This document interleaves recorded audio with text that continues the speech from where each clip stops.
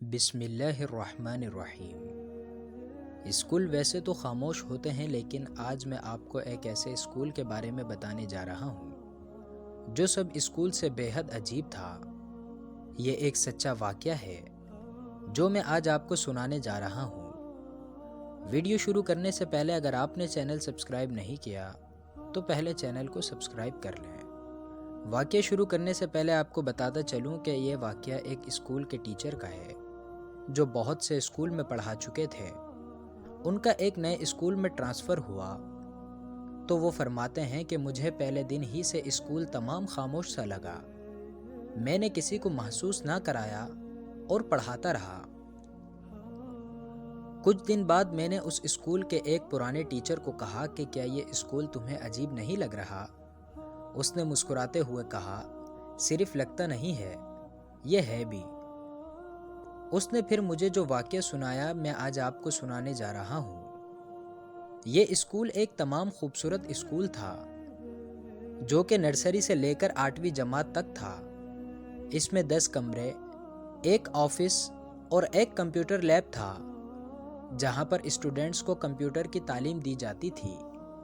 وہ فل air condition تھا اور اس کے باہر گیلری تھی جو کہ ساری تصویروں سے بھرپور تھی، جس پر ان سب کی تصویریں تھیں جو کچھ نہ کچھ کر گزرے ہیں، مطلب کہ ایجادات یا جو چیف کرنل جنرل رہ چکے ہیں وغیرہ وغیرہ۔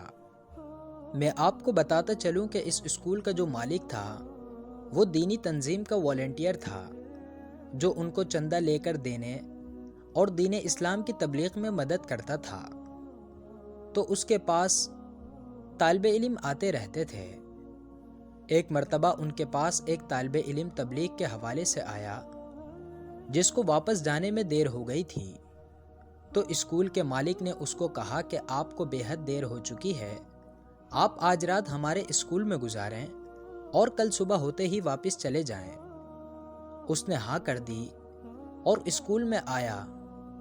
ویسے شام ہو گئی تھی اور رات ہونے والی تھی تو سب اس کے پاس تھے۔ گرمیوں کا موسم تھا اور ہمارے شہر میں رات 12 بجے بجلی آتی ہے، تو سب اس انتظار میں تھے کہ بجلی آئے تو ہم گھر جائیں اور طالب علم کو اسکول میں اے سی چلا کر دے کر ہم سب گھر جائیں۔ جیسے ہم اس طالب علم کو رات کے 12 بجے اس کو کھانا کھلا کر اور بستر وغیرہ دے کر اس ویران اسکول میں اکیلا چھوڑ کر چلے گئے، کیونکہ اسکول ہمارے گھر سے تھوڑا ہی دور واقع تھا۔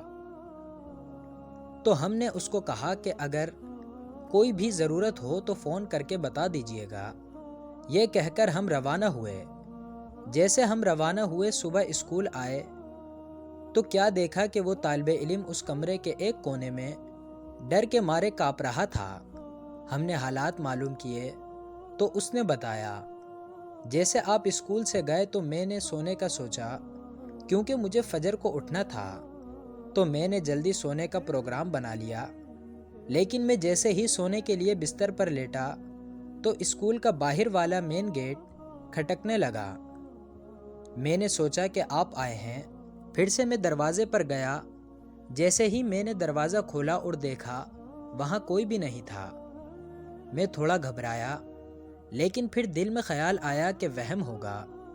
میں پھر اندر کمرے میں آیا اور اندر والا دروازہ بند کر کے سونے لگا۔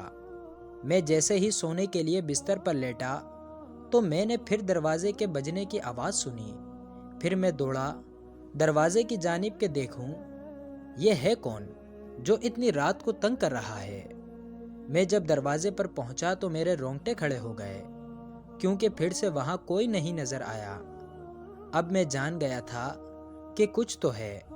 پھر میں اب ڈر بھی رہا تھا اور سوچ بھی رہا تھا کہ ہو سکتا ہو میرا وہم ہو۔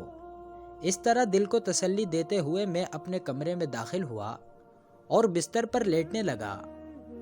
جیسے ہی سونے کے لیے بستر پر لیٹا تو پھر دروازہ بجا، لیکن اب کی بار باہر والے گیٹ نہیں اور نہ ہی اسکول کے اور کمرے کے۔ اب کی بار ٹھیک میرے کمرے کا دروازہ کھٹکا۔ میں دنگ رہ گیا کہ اس اسکول میں میرے سوا اور کوئی نہیں، تو یہ دروازے پر کون ہے؟ یہاں میرے دل کی دھڑکن تیز ہو گئی۔ اور میں ڈر کے مارے ورد کرنے لگا۔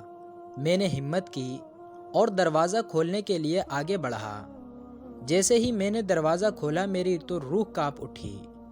گیلری میں جتنی بھی تصویریں لگیں، کرنل جنرل جن میں کچھ تو حیات تھے لیکن زیادہ تر مر چکے تھے، وہ سب زندہ ہو کر میرے سامنے کھڑے تھے اور مجھے کہہ رہے تھے کہ باہر نکلو، تم سے بات کرنی ہے۔ میں نے جلدی سے دروازہ اندر سے لاک کر دیا، لیکن دروازہ خود بخود کھل گیا اور وہ سب مجھے گھسیٹ کر باہر لے گئے اور پتہ نہیں کیا پڑھنے لگے۔ میں خوف کے مارے بے ہوش ہو گیا، لیکن میں جب ہوش میں آیا تو پھر کوئی بھی دکھائی نہیں دیا۔